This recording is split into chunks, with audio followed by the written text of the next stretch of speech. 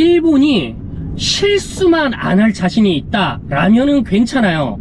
근데 이걸 무언가를 처음 해보는 사람, 경험이 없는 사람은 실수를 할 수밖에 없잖아요. 그거에 대한 용서가 없어.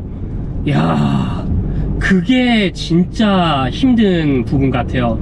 그러니까 우리나라와 이 일본이 자살률이 높지 않습니까?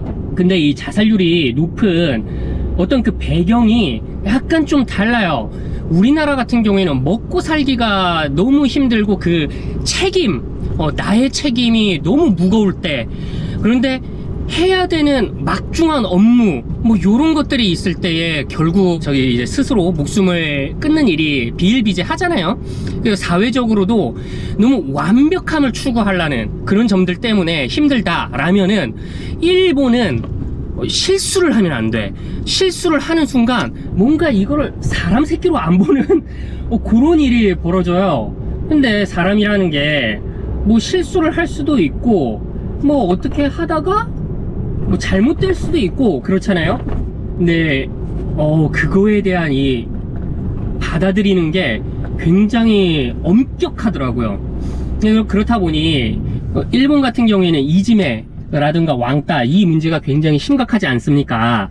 근데 그게 제가 몇 번 실수를 해보니까 딱 이제 이해를 했어. 그게 왜 심한지. 용서가 없어요. 그러니까 이지매를 당하시는 분들, 뭐 왕따를 당하시는 분들이 어떤 실수와 실수가 계속 중첩이 되고 반복이 되니까 그 주변 사람들이 쟤는 내가 속해 있는 조직 내 사람이 아니야. 너는 한번 이렇게 벌을 받아야 돼.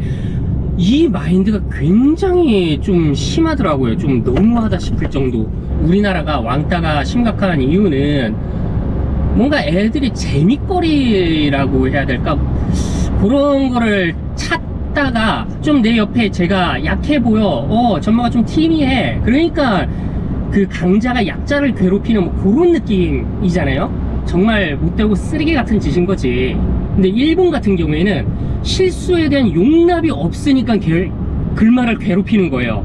이게 좀 또 근원적으로 또 다르더라고요. 근데 또 웃긴 거는 일본 사회 자체가 실수를 계속 반복하는 사람에 대한 그 용서가 없는 문화가 있다 보니 이짐에 당하는 애가 뭐 그런 이유가 있겠지 하면서 일본에 또 그 심각한 그 문제가 있어요. 이지매를 당했던 아이가 결국 자살을 해서 죽었는데 그 이지매를 받았던 부모가 사회에 대한 사과를 했어요.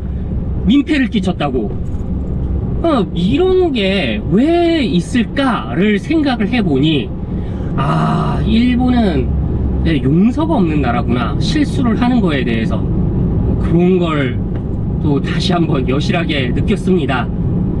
그러면은 이상 또 말 많은 택시기사로 빙의가 되어서 일본 도로를 달리고 있는 정씨였어요. 그러면 나가노까지 5시간 동안 달려볼게요. 고고싱.